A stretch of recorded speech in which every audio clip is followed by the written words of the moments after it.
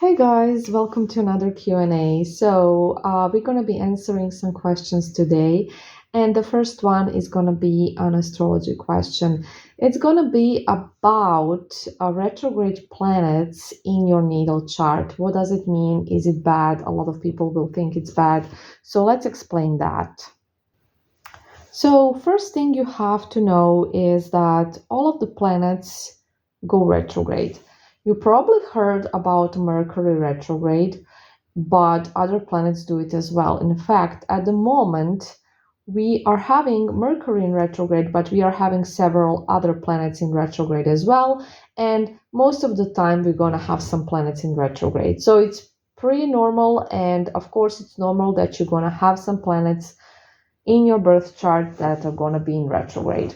How you can recognize those planets is because next to the planet name, you're going to find a letter R, which is going to indicate retrograde.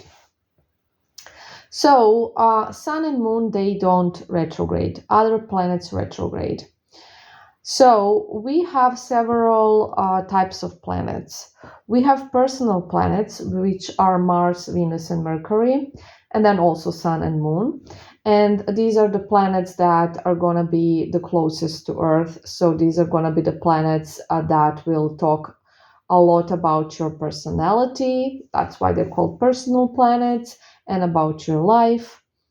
Then we have social planets, which are Jupiter and Saturn. And then we have generational planets like Uranus, Neptune, and Pluto. So, personal planets, Mercury, Venus, and Mars, they retrograde several times a year. You probably know that we have Mercury retrograde several times a year. So the same goes for Venus and Mars. And then outer planets, which are, as we mentioned, social planets and generational planets, they retrograde for longer periods. So roughly half the year, but longer. They're longer retrogrades as well. And this is just because they are more. There's a larger distance from the sun, and they have slower orbits. So basically, because of this fact that these planets retrograde for longer periods, majority of the people will have outer planets retrograding in the natal chart. And some people will not have any personal planets in retrograde, but then some will. Okay, having explained that, let's talk about what it actually means and is it really that bad. So, when you have retrograde planets in your natal chart, it basically means that there is slowed down expression of that planet's energy. So this means that the planet's influence is directed inward, right? Potentially leading to unique perspectives. So, in other words, there could be some challenges in that area of your life and some delays. Okay? So, this is not necessarily bad. It's just that you're going to have some challenges. That's it. And we all have challenges in life all the time, so nothing super bad there. Now, if you believe in past lives, which I'm aware that not everybody does, and that's perfectly fine, but there is also some astrologers say that it can indicate that these are some lessons that we have left from the past lives that we need to learn. So that's why these areas will be challenging. Okay. And now we have talked about lunar nodes recently quite a bit. So if you look at your chart, you will most likely see that your lunar nodes will be in retrograde in your natal. And this is because the nodes are in retrograde for the majority of the time. So this is why 90% of the population will have retrograde nodes in their natal chart. And then, obviously 10% will not. For those 10%, it's believed that this is kind of because they already have some experience or understanding of the lessons that they are supposed to learn. Okay, so let's go into the second question, which I also get every now and then. I'm not gonna say it's super frequent, but sometimes it is. It is the tarot bad? Is the tarot, does it mean that I'm getting messages from the evil spirits? Am I using some evil spirits? All of that. No, I'm not. I'm not using any evil spirits. Now, the tarot. How does it work? I receive messages from spirit guides. The tarot is a deviation tool that is meant to help you understand things, that is meant to give you advice. So it's a helpful tool. And when it comes to the tarot, I'm gonna be really brief. Just use your logic. Would demons or evil spirits want to help you? No. End of story. That's it.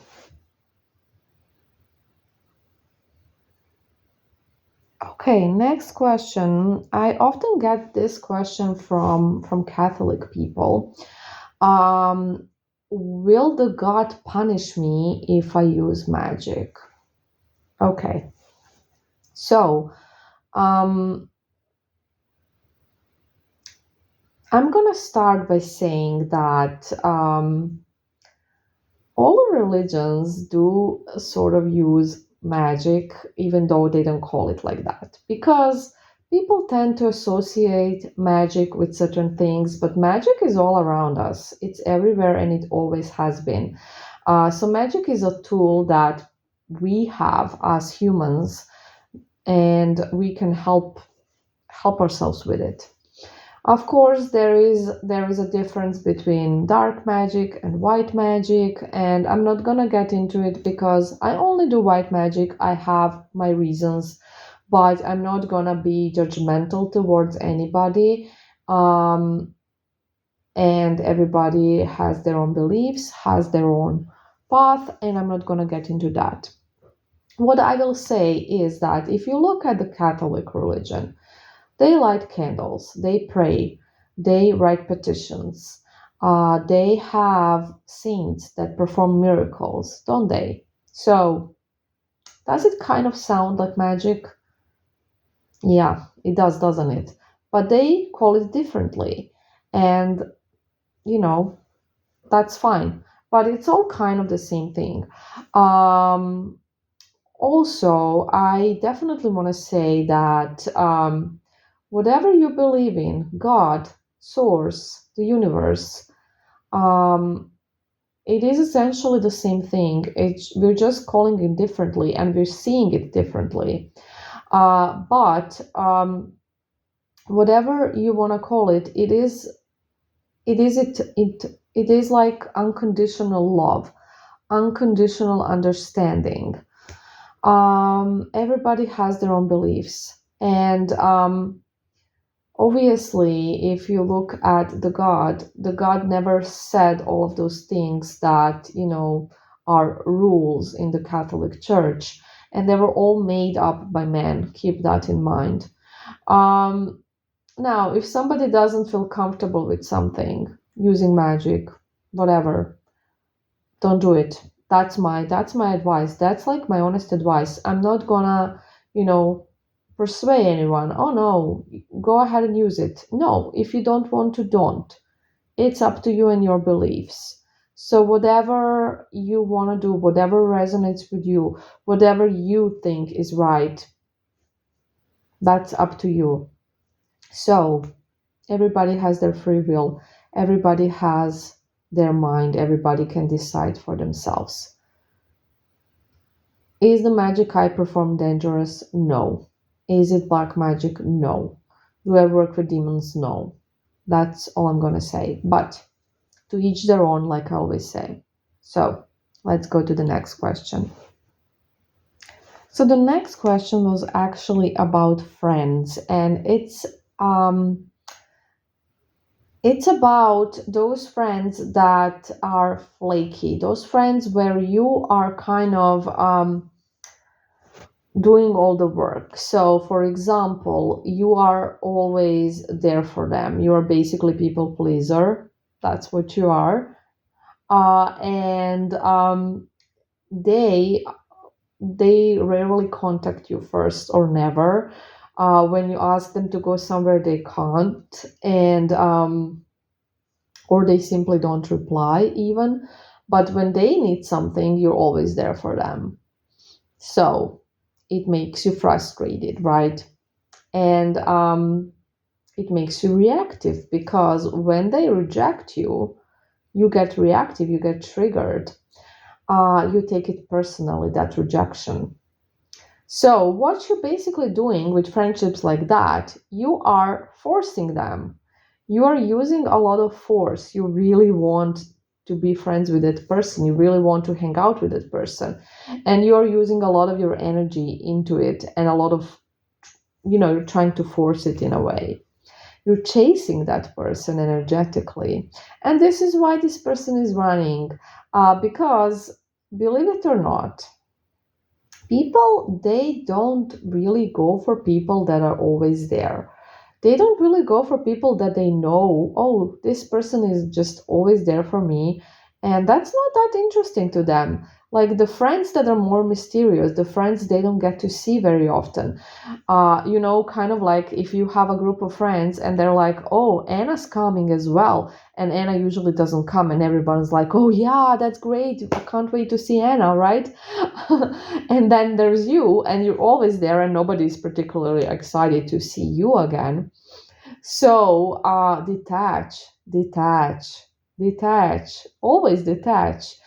Focus more on yourself, on the people that are always there for you, and just other things, and don't obsess about that person, whether they're gonna reply, whether they're gonna hang out. And if they reject you, don't take it personally, because it most likely is not personal. They just didn't feel like it, or they had different plans, or they just don't want to, and that's fine.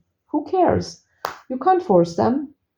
So detach, and then you're gonna see how things are gonna change. I promise.